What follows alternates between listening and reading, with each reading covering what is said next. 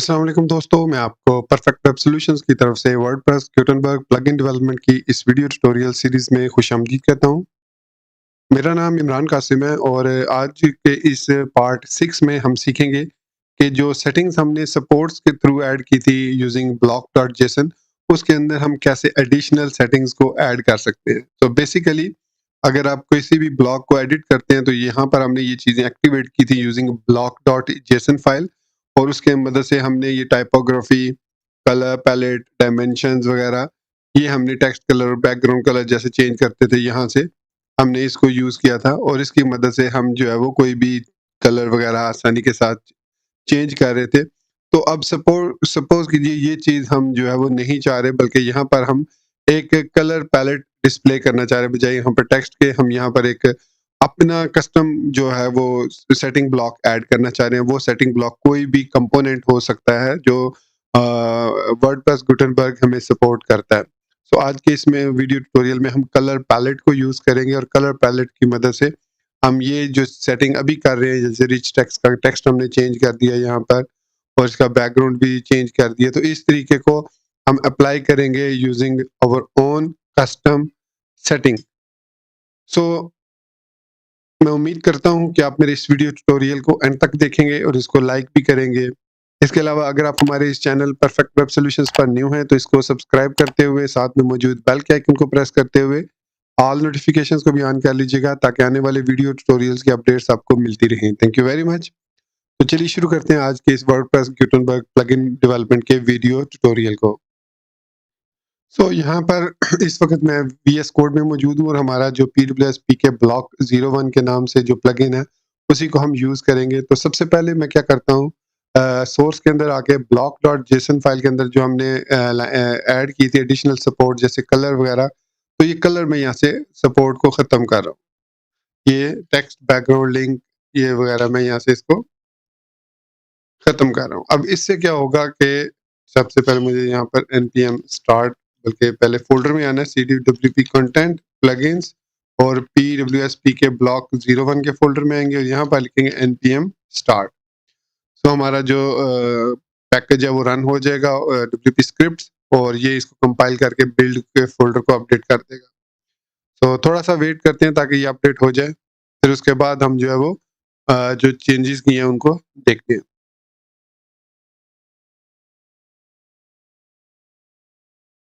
हमारा WP script successfully compile हो गया, तो अब हम आते हैं वापस अपने एडिटर में यहाँ पर, और अब यहाँ पर मैं इसको रीलोड करता हूँ पेज को। एक मिनट, इसको अपडेट कर लेते हैं एक दफ़ा और इसको मैं रीलोड करता हूँ। ब्लॉक को अब मैं अगर सेलेक्ट करता हूँ तो देखिए यहाँ से अब कलर पैलेट जो है वो कलर, बैकग्राउंड वगैरह वो सारा ख़त्म हो चुका है यहाँ से। अब हमने इसको कस्टम ऐड करना है। तो क्या करेंगे, वापस वीएस कोड में आते हैं और यहाँ पर हम आएँगे edit.json में, जेएस फाइल में पहले, और जिस तरीके से हमने ब्लॉक कंट्रोल्स को ऐड किया था इसी तरीके से हम एक न्यू कंपोनेंट को ऐड करेंगे फ्रॉम दिस ब्लॉक एडिटर, वो होगा इंस्पेक्टर कंट्रोल्स। ये हमारे पास कंट्रोल है। अब सिंपली आपने करना क्या, जिस तरीके से ब्लॉक कंट्रोल्स को हमने ऐड किया और उसके अंदर अलाइनमेंट टूल ऐड किया, इसी तरीके से हम इंस्पेक्टर कंट्रोल्स को ऐड करेंगे और साथ इसको एक हमें की देनी होगी, यूनिक की होगी ये। ये हो गए कंट्रोल्स के नाम से।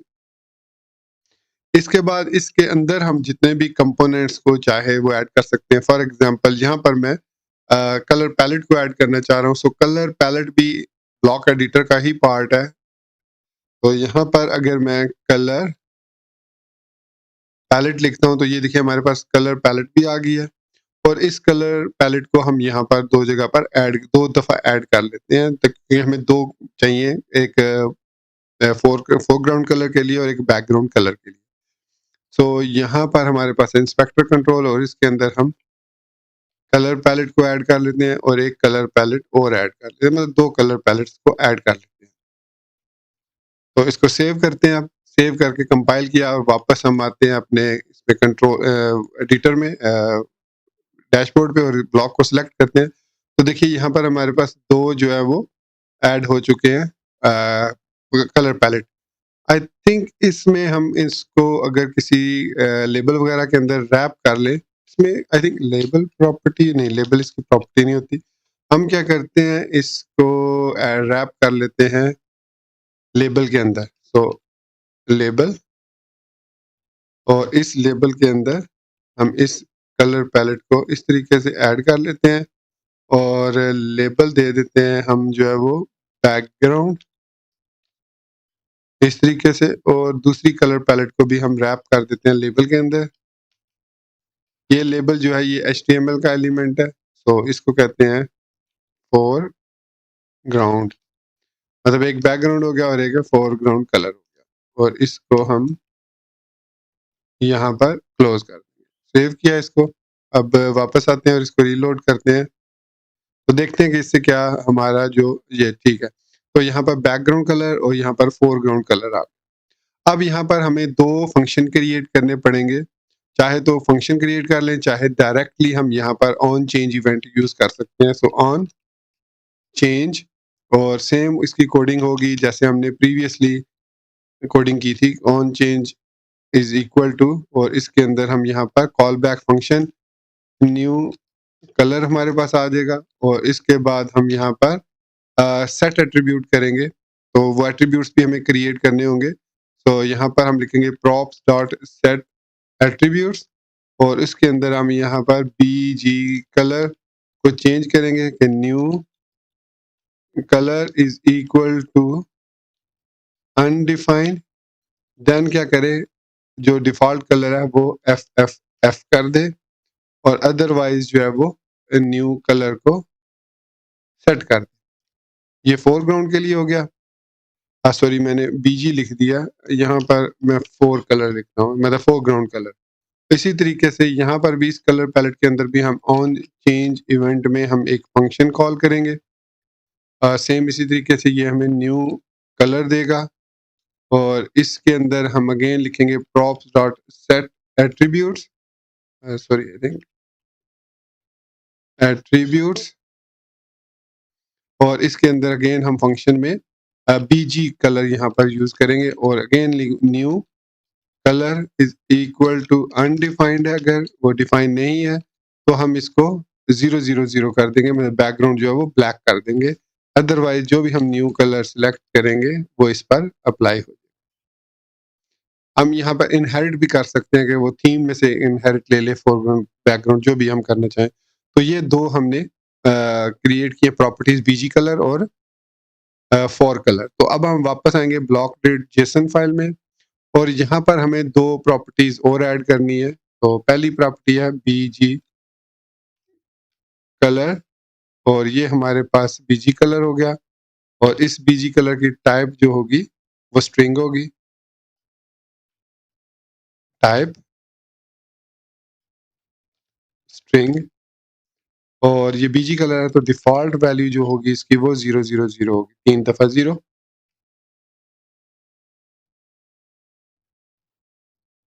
डिफॉल्ट हैश 000, या फिर आप 6 दफा भी लिख सकते हैं। और ये दूसरा होगा हमारे पास फोर कलर, मतलब FOR कलर, फोरग्राउंड कलर या टेक्स्ट कलर, अगर आप जो भी इसको कहना चाहें। तो यहाँ पर इसकी भी टाइप स्ट्रिंग होगी, ये स्ट्रिंग आ गई।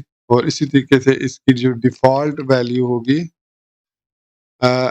डिफॉल्ट वैल्यू होगी वो होगी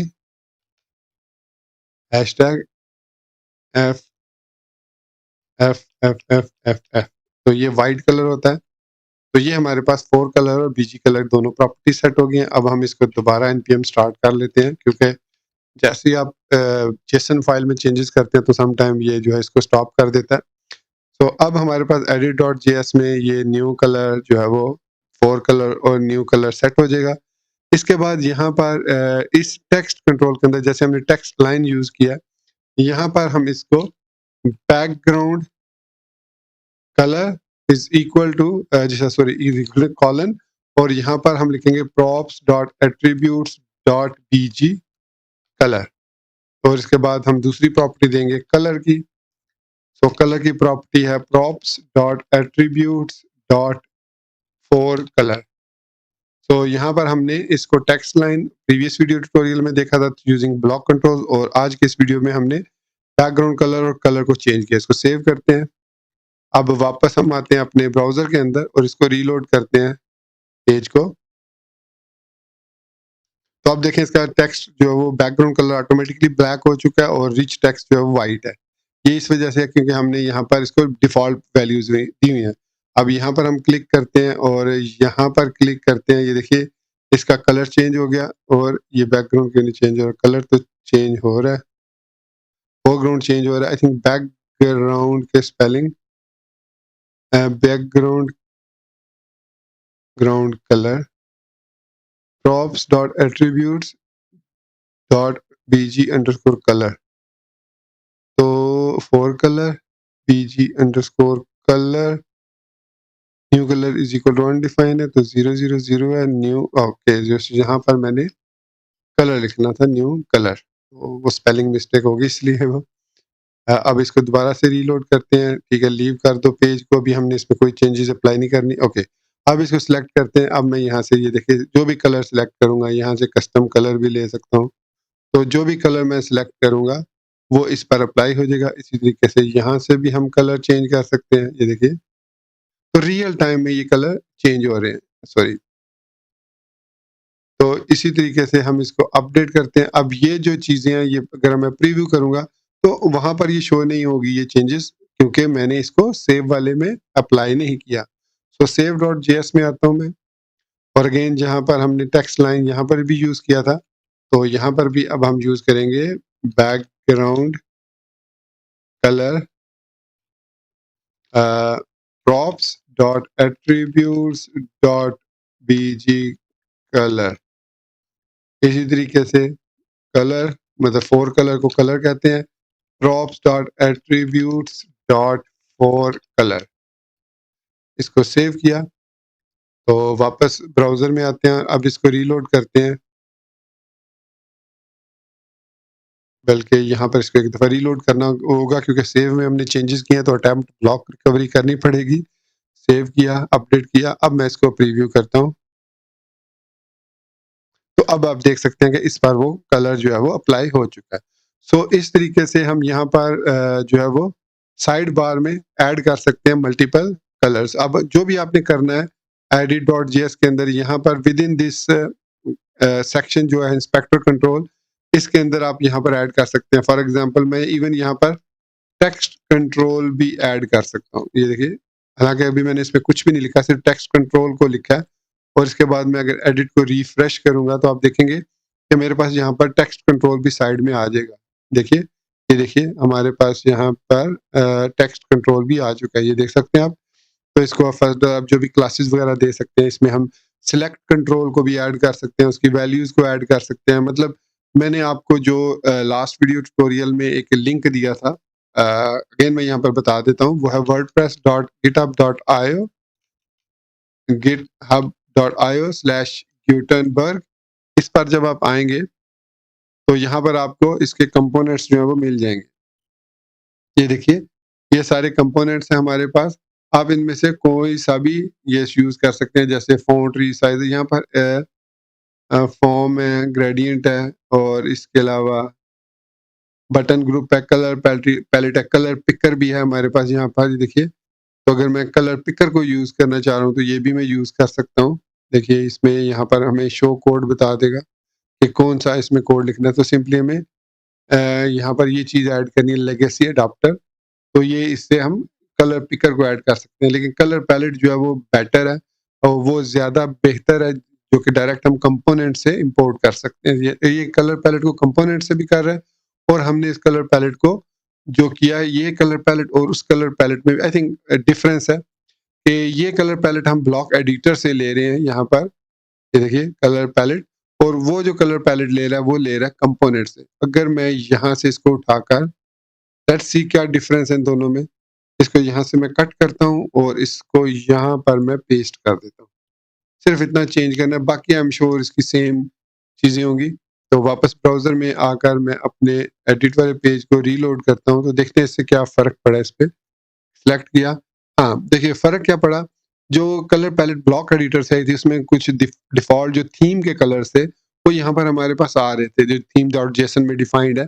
जबकि अगर हम एलिमेंट वाला यानी कंपोनेंट्स वाला यूज़ कर रहे हैं कलर पैलेट, तो इसमें ये चीज़ नहीं है। लेकिन एनीवेज़ हम यहाँ से कलर को अप्लाई कर सकते हैं अपनी मर्ज़ी से, और वो कलर यहाँ पर अप्लाई भी होगा। और आई थिंक इसकी वैल्यू भी होती है एक, जिसमें हम इसका जो सेट कर सकते हैं कलर। फ़िलहाल इसमें हमने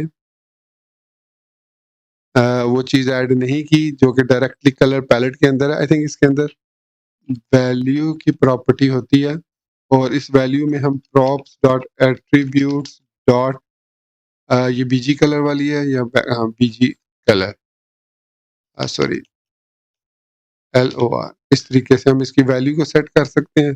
और यहाँ पर भी हम इसको value is equal to props dot attributes dot fore colour, ये वाला फोर कलर हम सेट कर देते हैं। तो ये वैल्यू भी सेट हो गई। अब मैं वापस आता हूँ और पेज को रीलोड करता हूँ और लीव कर देते हैं पेज को।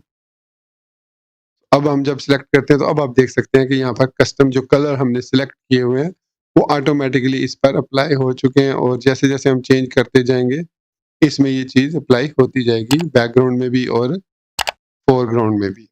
तो ये आप चाहें तो कंपोनेंट वाला यूज़ कर लें, कलर पैलेट चाहे तो आप ब्लॉक एडिटर वाला कलर पैलेट यूज़ कर लें। इसके अलावा भी इसमें काफ़ी सारे कंपोनेंट हैं। आप अगर यहाँ पर स्पेस प्रेस करें, कंट्रोल स्पेस, इसमें स्पेशली अगर आप वीएस कोड यूज़ कर रहे हैं तो सॉरी, ये सेटिंग ओपन हो गई है। तो यहाँ पर कॉमा प्रेस किया और कंट्रोल स्पेस, तो देखिए यहाँ पर हमारे पास काफ़ी सारे कंपोनेंट आ रहे हैं, drop zone, drop down, fill, flex. तो ये सारे के सारे जो हैं वो कंपोनेंट्स हैं जिनको हम यूज़ कर सकते हैं। तो आप अगर इनको यूज़ करना चाहें तो यहाँ से यूज़ कर सकते हैं। और इसके अलावा जो ब्लॉक एडिटर है उसके अंदर भी हमारे पास काफ़ी सारे, जैसे ये देखिए ब्लॉक फॉर्मेट कंट्रोल्स हैं, ब्लॉक आइकन है, ब्लॉक इंस्पेक्टर है, ब्लॉक का जो अपना इंस्पेक्टर है वो भी यहाँ पर मौजूद है। तो इस तरीके से ब्लॉक नेविगेशन ड्रॉप डाउन है। एनीवेज आप इन कंपोनेंट्स को यूज़ कर सकते हैं, इनको इस्तेमाल करें अपने प्रोजेक्ट के अंदर, और इनको जो भी सेटिंग्स हैं उनको डिफ़ॉल्ट अप्लाई करके चेक करें। कि कोई कन्फ्यूजन हो तो आप मुझे इसी वीडियो के कमेंट सेक्शन में मुझसे पूछ सकते हैं कि ये वाला कंपोनेंट कैसे काम करेगा और इससे हम क्या फ़ायदा उठा सकते हैं। एनीवेज़ बाकी जो होपफुली जो इंस्पेक्टर कंट्रोल और ब्लॉक कंट्रोल्स की प्रॉपर्टीज़ हैं वो आपको अच्छे तरीके से समझ आ गई होंगी कि कैसे उनको यूज़ करना है। सिंपली हमने उनको एज़ एन कंपोनेंट इंसर्ट करना है and then we are good to go. Okay, तो दोस्तों ये था हमारा आज का वर्डप्रेस गुटेनबर्ग प्लगइन डेवलपमेंट का वीडियो ट्यूटोरियल, जिसमें हमने सेटिंग्स को देखा कि ब्लॉक की कैसे हम साइड बार में सेटिंग्स को ऐड कर सकते हैं और कैसे हम ब्लॉक कंट्रोल्स को ऐड कर सकते हैं। इन प्रीवियस वीडियो ट्यूटोरियल में वो देखा था हमने। सो मैं उम्मीद करता हूँ कि आपको ये मेरा वीडियो ट्यूटोरियल पसंद आया होगा और आप ऑलरेडी इसको लाइक कर चुके होंगे। नए होने की सूरत में चैनल को सब्सक्राइब करते हुए बेल के आइकन को प्रेस करते हुए ऑल नोटिफिकेशंस को भी ऑन कर चुके होंगे। तो इसी बात के साथ मुझे इजाज़त दीजिए, मिलते हैं नेक्स्ट वीडियो ट्यूटोरियल में। Till then, thank you very much for watching this video tutorial. Take care, goodbye, and Allah Hafiz.